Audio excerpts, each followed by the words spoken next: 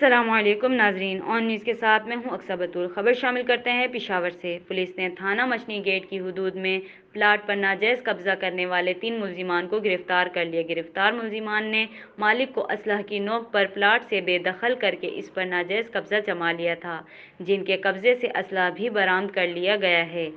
اسی طرح تھانہ تہکل کی حدود میں دکانوں سے قیمتی سوٹ چوری کرنے میں ملوث 4 رکنی خواتین گروہ کو گرفتار کر لیا گیا، جن کے قبضے سے مسروقہ 2 عدد تھان کپڑا اور 21 عدد سوٹ بھی برآمد کر لیے گئے، جبکہ بانا ماڑی کی حدود میں بروقت کارروائی کے دوران شہری کی اغوائی کی کوشش ناکام بنا کر 2 مسلح ملزمان کو گرفتار کر لیا گیا، جن کے قبضے سے اسلحہ بھی برآمد کر لیا گیا ہے۔ تمام گرفتار ملزمان کے خلاف متعلقہ تھانوں میں مقدمات درج کر کے تفتیش شروع کر دی گئی ہے۔